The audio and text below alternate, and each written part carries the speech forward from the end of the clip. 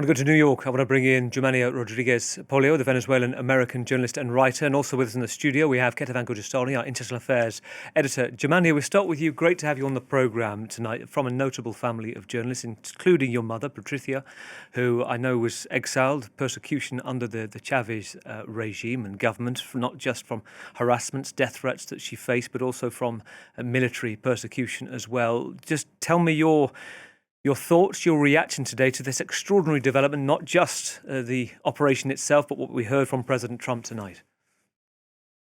It's been an insane day of emotions for millions of Venezuelans outside and inside of our country. I mean, to see Maduro flown out of Venezuela by U.S. forces to face justice for what he has done to my country, not only as president, but as part of the Chavez dictatorship for 26 years. We Venezuelans are elated that the Trump administration has arrested and will try Donald Maduro and his wife Celia in the United States. But it's been a bittersweet moment. As you've spoken about Trump's recent statements, it appears that Delcy Rodriguez, the vice president, is now going to be in charge of Venezuela. Trump said Marco Rubio spoke with Delcy, and Delcy has agreed to a transition and to do what the U.S. wants. Well, we Venezuelans know that Delcy Rodriguez is worse than Maduro. And that Chavismo and that dictatorship that comes from Cuba, that was trained by the KGB, is more than one person. It survived Hugo Chavez, and it can survive Maduro. So right now, we Venezuelans are waiting to see what happens next. We were not happy to hear about Donald Trump discarding the idea of Maria Corina Machado being the leader of this movement because she was selected in a primary. And that is why the situation is so different to a regime change operation like that in Iraq and Afghanistan. We Venezuelans have a history of democracy. And last year, we overwhelmingly voted for Maduro to leave power and to return to democracy and the Western values that the majority of Venezuelans believe in. It is very interesting what you're saying, Germania, particularly when at the same time we're watching images of Delcy Rodriguez, the Vice President, who's just been giving a press conference. She's talked about calling on the Americans to release Maduro immediately. She was shown alongside her brother, Jorge Rodriguez, the foreign and defense ministers together there. So a united position. But do you sense there is a public and private back channel that might be different here? What we're being told, the fact that the US administration say on the one hand that this is their transition, and also the fact that you have Delcy Rodriguez, the vice president, as you pointed to a second ago, there appears to be this back channel communication where perhaps it's slightly not transparent right now what's really going on. I have been warning for weeks that both first world experts, as I call them, and first world media, including the New York Times, have been positioning Delcy Rodriguez as a moderate to lead this transition.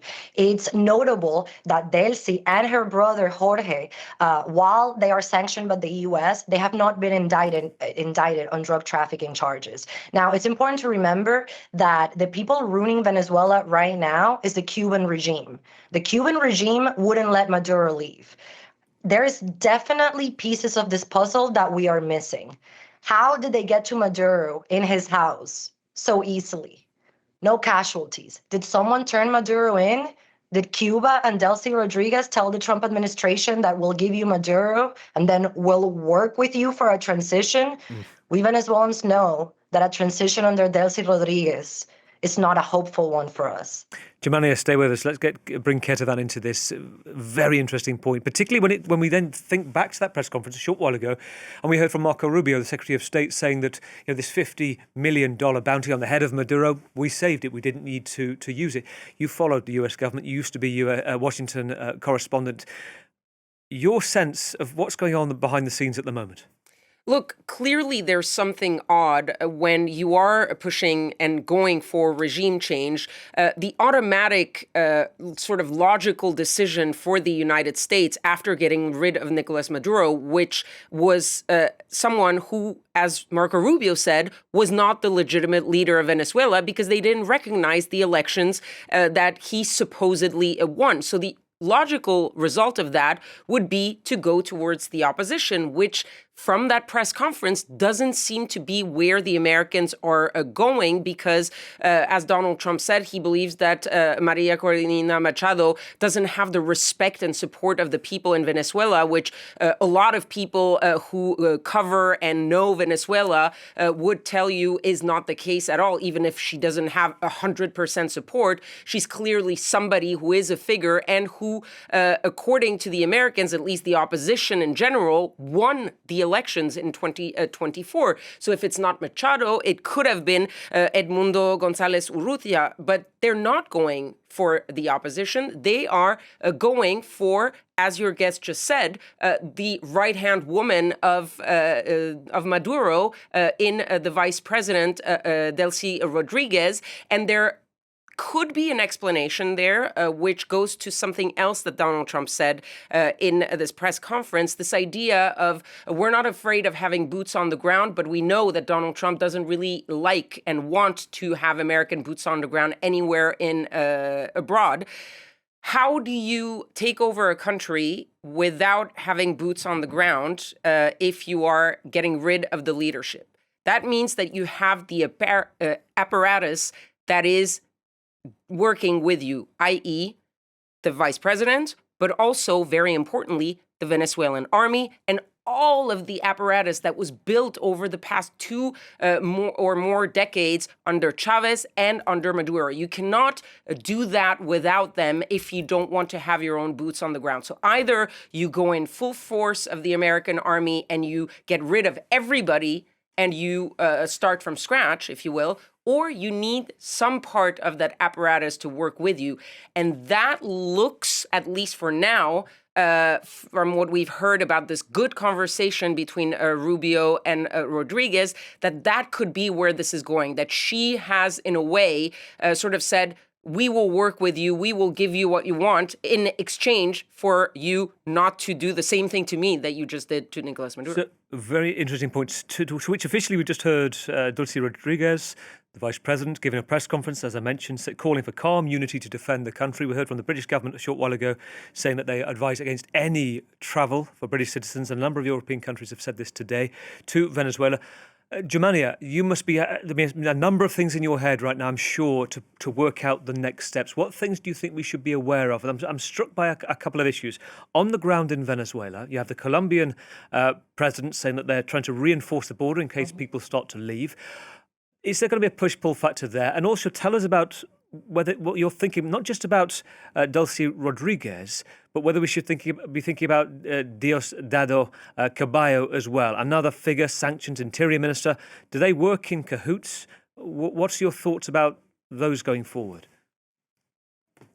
I'm glad that you and your guests are very, very informed, because Diosdado Cabello is another character that needs to be taken care of here if there's going to be any transition. And they are part of different factions. Diosdado is part of one faction of Chavismo. The Rodriguez, the sinister siblings, as we Venezuelans call them, are part of a different faction that's closer to Cuba. You spoke about the Colombian guerrillas, the ELN, which has been given free reign by Maduro in Venezuela. That is going to be part of what happens in the next couple of days. If you notice, even Diosdado Cabello, who you showed his image, he appeared not with military officers, but with police officers from the torture police, the SEBIN. They have also used their armed groups, which are called the colectivos. That's who they rely on. Extra official, irregular guerrilla groups like the ELN and the criminals that they have armed. They don't rely in the Venezuelan army to protect them. So in the next couple of days, as you mentioned, Donald Trump said, we are ready for a second operation if we need it. He also said, we assumed we would for sure need a second operation, but now we don't think so. That tells us that Delcy, as we said, is negotiating with them. So what are the next steps? What about the political prisoners? We Venezuelans are very concerned about what the regime is doing with political prisoners right now, because we heard in recent days that the regime was threatening them, that they were going to kill them if the U.S. acted. They have been imprisoning more American citizens. This is something we know the regime does every time something happens, because these are their tools for negotiations. American citizens, political prisoners. So A lot of people are wondering why we're not seeing Venezuelans come out into the street and protest to support the U.S. action, which the majority of Venezuelans, 1,000%, support the U.S. arrest of Maduro, particularly in such a clean operation. Venezuelans are scared. They have been in a brutal dictatorship that only got worse after Maduro rigged the election last year. In Venezuela, the secret police, Delcy's torture crew, will arrest you for liking a tweet that they don't like. That's why you're not seeing protests outside. And because, as you saw, Diosdado has brought his thugs out to protect the regime. This is a point, actually, that you've just raised. I was talking to Anna, Maria Karina Machado's daughter, Anna, last week, saying the same thing, going to explicit detail of some of the torture that she said that she's witnessed, friends, colleagues, people that she worries about every day. And you've hit on it as well. Germania, what sort of comments, texts you're getting, your vast network of friends and colleagues in Venezuela, in Caracas, have you been getting today? What sort of reaction about people, whether they, how they're feeling, what they think could happen next? Not only today, but throughout this whole operation that has given us hope now for weeks. Like I said, Venezuelans will message me, my audience. They are scared they tell me, I appreciate everything that you're saying. Please tell the world that we need help, but I can't like it because I'm scared that they're going to come for me. They are scared to like a post. But I just went on Instagram Live, and what I'm telling you right now, people telling me, we hear the colectivos. We would love to go out and support what's happening and tell the world really how we feel, but we're scared. But they support the arrest of Maduro, and they do not support a transition under Delcy Rodriguez, who's been present as our political prisoners are tortured. So it's, days ago, the U.S. media was sharing a poll saying that Venezuelans inside Venezuela didn't support a U.S. operation. It's very important for the citizens of democracies to understand that those polls inside a brutal dictatorship like Venezuela, they put you in jail for liking the wrong tweet, cannot be trusted. Sadly, there's no solid way of conducting a poll about how Venezuelans feel about what's going on right now. But I can tell you from my DMs that they support it, they're scared, and they have more hope than they have ever had right now. Really good to talk to you tonight. Thank you, Germania Rodriguez Poleo. We will talk again soon, I have no doubt. Thank you for your time this evening.